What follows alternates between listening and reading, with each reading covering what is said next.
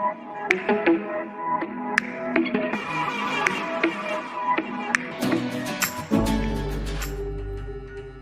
KKN di Desa Penari belakangan menjadi sorotan masyarakat sejak awal penayangan pada 30 April 2022 lalu.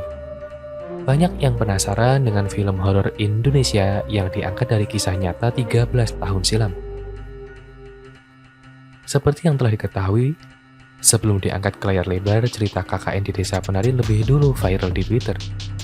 Cerita tersebut awalnya diunggah oleh salah satu pengguna Twitter dengan akun bernama @simplem8137853 pada 2019 silam. Menurut pengunggahan, kisah tersebut merupakan kisah nyata yang terjadi di sebuah desa di Jawa pada 2009. Kisah mistis itu dialami oleh 6 mahasiswa yang melakukan kuliah kerja nyata atau KKN di desa terpencil. Keenam mahasiswa tersebut bernama Ayu, Nur, Widya, Bima, Anton, dan Wahyu. Adapun kisah KKN di Desa Penari dibagi menjadi 2 versi cerita, yakni versi Nur dan Widya. Lantas seperti apa cerita lengkap KKN di Desa Penari? Berdasarkan kutipan dari akun Twitter Simplemen, berikut ini cerita lengkap KKN di Desa Penari versi Nur. Nur merupakan gadis yang memiliki cita-cita menempuh pendidikan di universitas yang ia impikan sejak kecil. Bulan demi bulan telah dia lalui, hingga akhirnya sampailah dia pada semester akhir yang menuntutnya untuk menyelesaikan tugas pengabdian kepada masyarakat atau dikenal dengan KKN. Nur dan keenam temannya harus mencari tempat KKN, lantaran mereka tidak berkesempatan untuk turut mengikuti KKN yang telah ditentukan dari kampus. Suatu malam, Ayu, teman sefakultas Nur, baru saja membicarakan rencananya. Ia telah memilih tempat yang cocok untuk melakukan kegiatan KKN mereka, dan Nur akan ikut dalam observasi pengenalan lokasi KKN. Nur kemudian bersiap untuk keberangkatannya ke desa yang dimaksud Ayu. Di sela-sela itu, Nur teringat bahwa ia harus segera memberitahu rekannya yang lain, karena KKN merupakan kegiatan yang harus diselesaikan secara bersama. "Wit, neng endi? Neng omah Nur, yo opo? Wes oleh nggon KKN nih?" tanya Widya. "Engko bengi Wit, aku budal karo Ayu. Doaken yo." "Nggih, semoga ndang di ACC ya." "Amin," balas Ayu mematikan telepon. Hari demi hari pun berlalu dan tiba saatnya Nur berangkat ke desa yang menjadi lokasi KKN. Nur pun melihat mobil kijak yang berhenti ke arah Ayu sahabatnya, disusul dengan seorang laki-laki di belakangnya. Nur membatin mungkin itu Mas Ilham, kakak laki-laki Ayu yang akan mengantarkan mereka ke lokasi KKN. Ayu budal, ajak Ayu dengan langsung menggandeng Nur untuk masuk ke mobilnya. Kemudian Mas Ilham membawakan barang Nur menuju mobil. Tak lama setelah itu mobil pun melaju. "Aduh gak yo?" tanya Nur kepada Ayu. "Paling 4-6 jam tergantung ngebut orane," jawab Ayu. "Sing jelas, desane apik. Tak jamin, isih alami. Pokoknya cocok gawe proker sing ae dhewe susun wingi." Ayu terlihat begitu antusias menceritakan desa tersebut. Sementara Nur, ia merasa tidak nyaman. Sebenarnya banyak hal yang membuat Nur merasa bimbang, salah satunya tentang lokasi, waktu, dan sebagainya. Sejujurnya, ini kali pertama Nur pergi ke arah timur. Sebagai perempuan yang lahir di arah kulon, ia sudah banyak mendengar rumor tentang daerah Etan, salah satunya tentang kemistisannya. Keadaan mistis bukan hal yang baru bagi Nur, bahkan ia sudah kenyang dengan berbagai pengalaman akan hal tersebut. Saat menempuh pendidikannya sebagai seorang santriwati, ia sering mengabaikan perasaan tidak bisa yang muncul karena kebetulan semata. Namun anehnya malam ini belum pernah Nur merasa setidak enaknya seperti saat itu. Benar saja, perasaan tidak aneh itu terus bertambah seiring dengan mobil yang terus melaju. Salah satu pertanda buruk terjadi adalah ketika sebelum masuk ke kota J, di mana tujuan kota B, Nur melihat kakek-kakek yang meminta uang di persimpangan. Ia seakan melihat Nur dengan tatapannya yang prihatin. Tak hanya itu saja, si kakek menggelengkan kepalanya seolah memberikan isyarat kepada Nur yang ada di dalam mobil agar menguntungkan naiknya.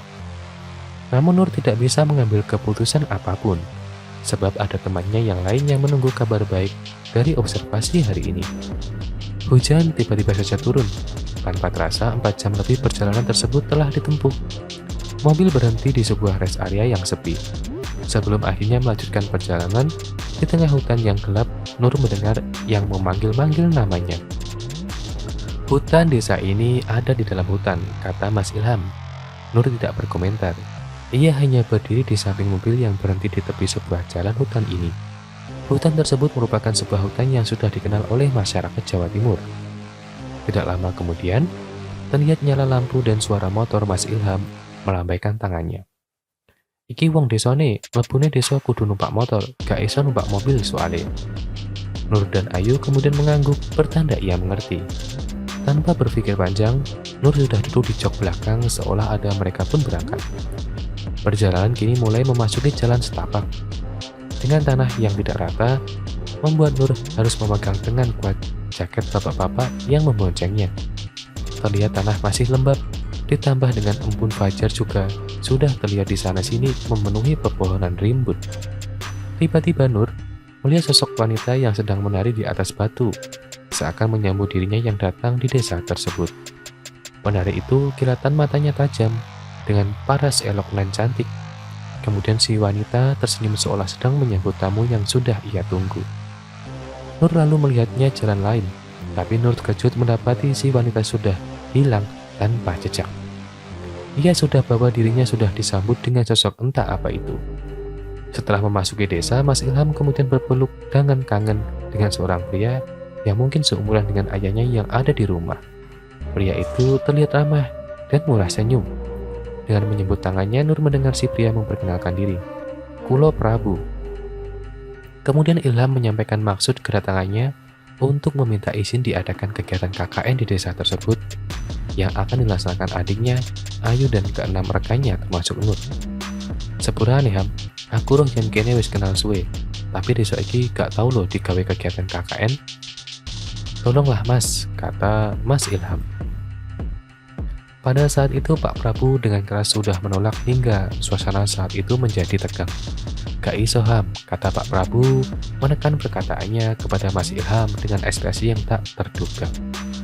"Ngeten lho Pak, ngapunten, kula nyuwun tulung, kula bakal jaga sikap ten mriki. Boten neko-neko tulung Pak." Ayu tentunya membantu kakaknya. Matanya terlihat berlingan air mata. Ia tidak pernah melihat Ayu semotot ini sebelumnya. Terlihat mimik wajah Pak Prabu yang sebelumnya mengeras kini melunak. "Piro sing KKN kodek?" Dengan semangat Ayu menjawab, "6 Pak." Setelah proses negosiasi berhasil, dengan persetujuan Pak Prabu dan tentu saja masyarakat sekitar, mereka resmi akan menjalankan KKN di desa tersebut. Di sana, ia juga sudah tahu proker apa saja yang akan menjadi wacana mereka selama di sana. Salah satunya yaitu kamar mandi dengan air sumur. Ia tahu masyarakat mendapatkan akses air hanya dari sungai yang ada di desa tersebut. Jadi, ini menjadi ide mereka membuat sumur agar lebih efisien. Di sela-sela tengah mereka membuat proker di desa tersebut, saat keliling desa, Nur terdiam melihat sebuah batu yang ditutupi oleh kain merah. Di bawahnya, ada sesajian lengkap dengan bau kemenyan. Nur melihat di atas batu tersebut berdiri sosok hitam dengan mata tajam, menyala merah. Meski hari siang bolong, Nur bisa melihat dengan jelas kulitnya yang ditutup oleh bulu. Selain itu, ia juga memiliki tanduk kerbau. Tak lama mata mereka saling bertatapan satu sama lain, sebelum Nur mengatakan pada Ayu bahwa mereka harus pulang. "Apa toh Nur? Kok kupuh men? Kasihan, Mas Ilham wis ngenteni," ucap Nur. "Ya wes ayo menimpali." Mereka pun segera menaiki motor, lalu Nur sebelum keluar dari desa itu melihat lagi sosok genderuwo yang menyeramkan. "Nur jangan bima yo ambek Widya, engko ambek kenalanku Kating," ucap Ayu di dalam mobil. "Bima lapo ngajak-ngajak cah kui, ben rame kan wis kenal suwe," sahut Ayu. "Kok ke awakmu sing ngajak toh?" timpal Nur. "Kan awakmu biyen sak pondokan, wis luwih suwe kenal. Pokoke jaan karo iku ya." "Ya wis iya," Nur pun mengalah. Tak telepon Widya pun cepet digawekno proposale. Mumpung pihak kampus kurang ngerilis daftar KKN. Gawat kalau pihak kampus wis ngerilis ya, mumpung wis oleh enggon KKN dewe. Perlahan mobil mereka pun meninggalkan jalanan hutan itu. Nur dan Ayu kembali ke kotanya. mempersiapkan semua sebelum mereka nanti kembali lagi. Pada siang hari, Nur melihat Widya dan Ayu di hari pembekalan sebelum keberangkatan KKN mereka. Setelah menunggu cukup lama, akhirnya dua orang yang turut bergabung dalam kelompok KKN mereka pun muncul. Namanya adalah Wahyu dan Anton. Mereka kembali membicarakan semua proker dan menentukan jadwal keberangkatannya. Semua anak sudah setuju, termasuk Widya yang hampir seharian terus menceritakan bahwa ibunya memiliki firasat yang buruk pada tempat KKN mereka itu. Nur hanya diam dan mendengar, karena di dalam dirinya ia juga merasakan hal yang sama. Malam keberangkatan Nur, Widya, Ayu, Bima, Wahyu, dan Anton sudah berkumpul. Perjalanan dilanjutkan dengan mobil elf yang sudah mereka sewa sebelumnya untuk mengantarkan mereka ke hutan tempat pemberhentian di mana nanti mereka akan dijemput oleh warga desa. Sementara Nur masih bisa melihat temannya, Widya yang memasang wajah tidak nyaman, Nur hanya bisa berdoa bahwa mereka berangkat dengan utuh dan semoga pulang dengan utuh juga. Akan tetapi tidak ada yang tahu doa mana yang akan diijabah oleh Tuhan. Di tengah perjalanan, gerimis mulai turun. Nur hanya melihat ke jalan yang lengang. Tepat di pemberitaan lampu merah ada seorang menggebrak kaca mobil elfnya. Nur begitu terkejut sampai tersentak mundur dari kursi mobil. Nur melihat pengemis tua yang terus mengabrak kocak mobil tersebut, membuat semua orang yang ada di dalam mobil kebingungan. Termasuk si sopir yang kemudian berteriak agar laki tua itu berhenti sembari melemparkan uang recehan. Dari bibir orang tua itu Nur melihat Uya berucap, "Ojo budal nduk," seperti seorang suara wanita tua. Namun, mereka menyeraukan hingga sampailah mereka di tempat pemberhentian. Setelah menunggu terlihat rentetan cahaya motor mendekat dari seberang jalan setapak. Lalu Nur mengatakannya, "Iki wong desa sih nyusul rek." Tanpa membuang waktu, mereka pun melanjutkan perjalanan. Jalanan setapak dengan lumpur karena gerimis, pohon besar dan gelap dengan kabut di sana-sini mewarnai sepanjang perjalanan mereka. Saat itu hanya terdengar suara motor berderu tanpa ada suara binatang malam atau yang lainnya. Namun semua berubah ketika tiba-tiba saja dari jauh terdengar suara gamelan Jawa. Suaranya terdengar sayup-sayup jauh, namun semakin lama semakin terdengar jelas. Nur pun mengamati tempat itu. Kemudian aroma bunga melati tercium menyengat di hidungnya. Ia masih mencari dari mana sumber suara itu terdengar. Nur kemudian melihat seorang wanita menunduk dengan melenggak-lenggokkan lehernya tepat di antara rerumputan di samping jalan setapak. Dilanjutkan dengan ayunan gerakan tangan dan lengannya yang bergerak seirama dengan suara gamelan. Nur menyadari bahwa wanita itu menari. Ia menari di tengah malam, di tengah kegelapan hutan yang sunyi dan senyap. Terlihat gerakannya begitu anggun, meski motor terus bergerak maju ke desa tujuan. Nur bisa melihat dengan jelas, ia menari dengan sangat mempesona, seakan-akan ia bertujuan untuk sebuah panggung yang tidak bisa Nur lihat. Siapa yang menari di malam buta seperti ini? Nur pun terdiam dalam kengerian yang ia rasakan sendiri. Ketika motor berhenti dan sampailah di desa, Nur tidak mengatakan apapun. Ia lantas melihat Pak Prabu menyambut mereka. Saat Pak Prabu mempersilakan mereka ke tempat peristirahatan selama di desa ini, Widya tiba-tiba mengatakan, "Pak, kok desone pelosok men yo?" "Pelosok yo apa to, Mbak? Wong tekan dalam gede mau 30 menit loh." Nur hanya melihat saja. Ia tidak mau mengatakan apapun. Ia melihat wajah Ayu yang memerah, entah karena malu atau apa. Mungkin Ayu merasa Widya sudah mengatakan hal yang tidak sopan. Sebagai tamu, Widya memang seharusnya tidak mengatakan hal itu ketika baru saja datang. Di tengah perdebatan antara Widya dan Ayu, tiba-tiba dari balik pohon jauh terlihat sosok hitam dengan mata merah seakan-akan tengah mengintai mereka. Sialnya, hanyalah Nur yang melihat itu. Akhirnya perdebatan itu selesai. Nur pun meninggalkan sosok itu yang terlihat masih mengintip dari balik pohon. Kemudian ia masuk ke sebuah rumah milik salah satu warga yang mau menumpang mereka untuk ditinggali selama menjalankan tugas KKN mereka. Di rumah tersebut rupanya perdebatan Widya dan Ayu berlanjut. "Konki kok ngeyel sih? Wis dikandani gak sampai setengah jam iki mau." Nur masih melihat. Alih-alih menengahi, Nur lebih kepikiran dengan hal lain. Salah satunya sosok genderuwo itu. Untuk apa ia mengintainya? Namun tiba-tiba Widya mengatakan sesuatu yang membuat Nur tidak bisa mengabaikannya. "Awakmu mau krungu tau gak? onok suara gamelan yang tengah alas mau. Namun ucapan Widya ditanggapi oleh Ayu dengan nada mengejek. Alah palingan yo ono acara ning desa tangga apa maneh. Nur yang mendengar itu pun membantah perkataan Ayu. Yu gak ono lho desa maneh nang kene. Jare wong biyen nek krungu suara gamelan itu pertanda elek. Malam itu berakhir. Meski perdebatan masih terus berlanjut di batin mereka masing-masing, Nur kemudian ingin mengantarkan tanda apa yang sudah menunggu mereka di desa tersebut. Ya, aku kepingin ngomong. Wong loro ae, esok kan? Ngomong apa, Nur? Tandas Ayu. Nur dan Ayu pergi ke pawon. Dengan wajah Nur yang masih tegang, dia masih ingat matanya tidak mungkin salah telah melihat sosok makhluk itu. Yuk aku takon, awakmu gak ngerasa aneh toh? Kayak desa iki. Awakmu cek eling, kok iso-isone Pak Prabu sampai ngelarang keras? Kene KKN yang kene, apa awakmu gak curiga blas toh?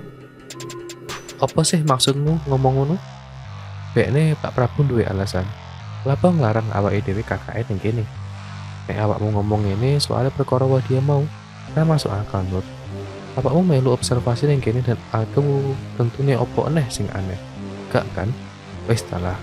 Mek pirang minggu tok ae lho. Ayu pergi meninggalkan Nur. Sementara Nur tidak mungkin menceritakan apa yang ia lihat. Ayu bahkan tidak percaya dengan hal yang gaib. Di sini Nur pun mengalah lagi. Nur Widya memanggil. Nur pun menatap wajahnya yang sayu. Tampak ia baru saja menangis. Tidak aneh memang. Siapa yang tidak menangis bila merasakan hal yang bahkan tidak masuk akal seperti itu? Iso gak? Aku njaluk tulung. Tulung, ojo critakno ya. Soalnya aku krungu gamelan mau.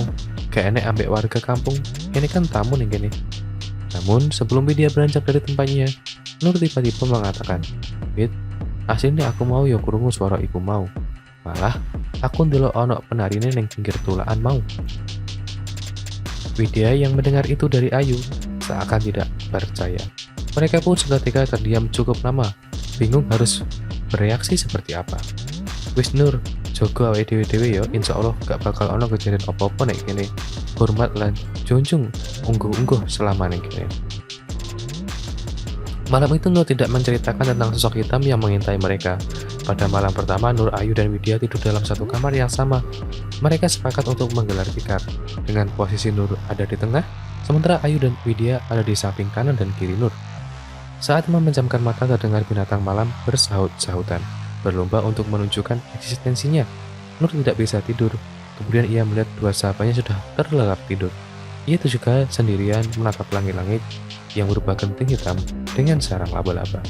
Rumah desa tentu saja begini, pikir Nur memaklumi. Sekat kamar pun tidak menyentuh langit kamar, jadi Nur bisa melihat celah di sana. Ketika ia memikirkan kejadian hari ini, Nur tiba-tiba tersadar bahwa suara riuh binatang malam sudah tidak lagi terdengar lagi. Ini bergantian dengan suara sunyi yang memekik membuat telinga Nur menjerit dalam ketakutan. Perasaan tidak enak tiba-tiba muncul begitu saja membuat Nur lebih waspada. Ketika pandangannya mencoba mencari cara untuk mengurangi rasa takutnya, di tengah cahaya lampu petromak yang memancarkan sinar temaram, di sudut sakat kamar ada sosok bermata merah mengintipnya. Nur tersekak. Ia kemudian mundur menutupi wajahnya dengan selimut yang ia bawa. Penampakan wajahnya terbayang ke dalam kepala Nur. Dengan mengingatnya, benar-benar membuat debat jantung di dada. Berdegup kencang. Ia masih ingat tanduk kerbau yang menempel di kepalanya serta pancaran amalnya seolah membuat Nur semakin tersudut dalam ketakutan. Dengan spontan Nur pun mulai membaca ayat kursi, namun di setiap ia menyelesaikan satu panjatan doa diikuti oleh suara papan kayu yang dikebrak keras dengan serampangan. Nur mulai menangis. Dia tahu makhluk itu masih di sana, seakan tidak terima dengan apa yang ia lakukan, meminta bantuan kepada Tuhan. Tepat ketika isi hati Nur menjerit, perlahan suara itu pun menghilang berganti dengan keheningan. Nur terbangun ketika subuh memanggil. Ia masih belum mengerti dengan kejadian semalam. Apakah itu mimpi atau benar-benar terjadi? Yang ia tahu, ia harus menjalankan tugasnya sebagai seorang muslimah yang taat. Ia kemudian mengerjakan sholat subuh. Nur berusaha meyakinkan dirinya tidak akan bercerita bahkan kepada dua sahabatnya atas apa yang baru saja menimpanya. Pagi harinya, Pak Prabu mengumpulkan semua anak, mengatakan bahwa hari ini ia akan memperkenalkan keseluruhan desa dan mana saja yang bisa dijadikan poker untuk mereka kerjakan sesuai kesepakatan per anak di kelompok tersebut. Pak Prabu menjelaskan sembari berjalan, sementara menyusuri desa anak-anak mengikutinya. mereka merasa tidak ada yang menarik dari penjelasan Pak Prabu tentang desa itu. Bahkan Pak Prabu terkesan seakan menyembunyikan sejarah desa itu. Hal ini membuat Nur semakin curiga. Selain hal-hal umum, hanya Wahyu kakeknya yang selalu menimpali ucapan Pak Prabu dengan candaan, membuat tawa mereka pecah. Semua terasa alami, seperti KKN yang Nur bayangkan, sampai akhirnya mereka berhenti di sebuah tempat yang membuat Nur tidak nyaman, yaitu sebuah pemakaman. Di samping kanan kirinya banyak pohon beringin besar. Selain itu, pemandangan di pemakaman itu juga terkesan sangat aneh. Setiap batu nisan ditutupi dengan kain hitam, membuat Nur dan semua orang merasa penasaran apa alasannya. Nur merasakan ingin seperti mengelilingi, ia tahu ada yang tidak beres dengan tempat ini. Seakan-akan tempat ini sudah menolak keberadaannya. Ada satu hal yang membuat Nur semakin curiga kepada Pak Prabu, di mana tiba-tiba ia teringat oleh kalimat Wahyu. Kemudian beliau melontarkan ucapan yang bernada mengancam seakan-akan Pak Prabu menjaga sesuatu yang sakral di tempat itu. Pak Prabu melarang mereka melewati sebuah gerbang atau gapura yang berada di tengah hutan. Jika mereka melanggarnya, maka akan terjadi sesuatu pada mereka. Apa yang Pak Prabu sebenarnya sembunyikan? Untungnya Bima langsung menengahi kejadian itu, membuat Pak Prabu kembali menjadi Pak Prabu yang sebelumnya. Namun, Nur seakan tahu ia tidak sanggup lagi mengikuti kegiatan keliling desa ini. Kemudian ia izin pamit untuk kembali ke penginapan dan Pak Prabu mengizinkannya. Bima menawarkan diri untuk mengantar Nur, sementara semua anak melanjutkan perjalanan mereka bersama Pak Prabu. Nur dan Bima berjalan kembali ke area rumah tempat mereka menginap. Ono apa Nur? Setan mana? Dari semua anak, memang tidak ada yang lebih mengenal Nur daripada si Bima, temannya satu pondok dulu. Nur hanya menjawab seadanya. Mungkin kesehatannya telah menurun, namun Bima tahu Nur berbohong. Nang kuburan mau, rame ya? Ucapan Bima tidak dia kuberi sama sekali oleh Nur. Membuat Bima akhirnya menyerah. Di tengah perjalanan pulang, tiba-tiba Bima menanyakan sesuatu yang membuat Nur curiga pada Bima. Nur, aku takok, Widya wis duwe pacar dong? Iye, tanya Nur lagi. Kancamu, Widya loh, wis ana pacar apa durung? Takono dhewe ae ya. Nur yang menghabiskan siangnya di dalam kamar, terbangun ketika Ayu memanggilnya. Semua anak sudah berkumpul dan Ayu menunjukkan proposal proker mana saja yang sudah disetujui Pak Prabu. Ayu membagikan menjadi 3 kelompok. Di antaranya dibagi menjadi Widya dengan Wahyu, Nur dengan Anton, sementara Bima dengan Wahyu. Semua anak sepakat, tidak ada yang memberi komentar banyak, mengingat Ayu yang paling berjasa sehingga bisa mendapatkan tempat KKN tanpa campur tangan pihak kampus. Lusa adalah awal dari pelaksanaan proker mereka. Sore telah tiba, ketika Nur baru saja selesai merapikan barangnya untuk persiapan proker kelompok, Widya masuk ke kamar. Nur, adus yuk, neng bilik sebelah kali, sidang sinden gue lo, roh kan apakmu kelam cilik? Nur tidak menjawab, namun setelah memikirkan bahwa ia belum mandi sejak pertama kali datang ke sini, ia pun setuju, dengan syarat Nur menjadi yang pertama mandi. Saat melewati sebuah mata air bernama sinden, Nur sudah merasakan perasaan tidak nyaman. Sinden itu terdiri dari anak tangga yang disusun dengan batu bata merah. Tampaknya bangunannya sudah sangat tua, namun ada air jernih di dalamnya. Nur tidak pernah melihat ada yang menggunakan air itu. Perhatian Nur tertuju pada bentuknya yang menyerupai candi kecil di belakangnya. Di pelataran candi terdapat sesajen menjadi hal yang sudah lumrah di tempat ini. Nur tidak melihat adanya gangguan saat ia mengamati sinden itu. Saat masuk, Nur langsung mencium aroma amis seperti aroma daging busuk. Namun Nur mencoba memahami, mengingat biliknya sendiri tidak terlihat seperti kamar mandi yang bersih, lantainya dari tanah dan kiri kanannya dipenuhi lumut. Jadi Nur mencoba memaklumi. Ia pun dengan segera memasukkan badannya dengan air di dalam kendi. Namun ada perasaan aneh ketika air membilas badannya. Seperti terdapat benda kecil yang mengganjal saat bersentuhan dengan kulit Nur. Ketika diperhatikan, ternyata yang ada di dalam kendi itu penuh dengan rambut.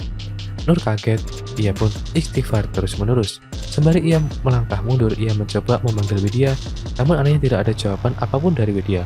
Nur yang berselimut handuk mencoba membuka pintu bilik, namun anehnya pintu itu seperti ditahan oleh orang yang ada di luar. Wit buka, teriak Nur, sembari menggedor pintu yang terbuat dari anyaman bambu. Namun tidak ada jawaban apapun dari Widya, hingga Nur menyadari di belakangnya ada sosok hitam besar sekali sampai menyentuh langit bilik. Nur pun memejamkan mata rapat-rapat, dan pertama ia lakukan adalah istighfar.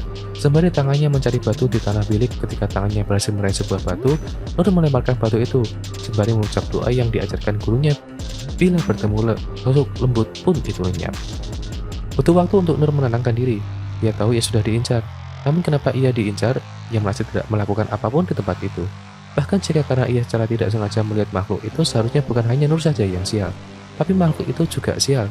Tiba-tiba pintu pun terbuka, di mana Widya melihat Nur dengan ekspresi ganjil. Apa Wid? Gak apa-apa, ucap Widya saat itu.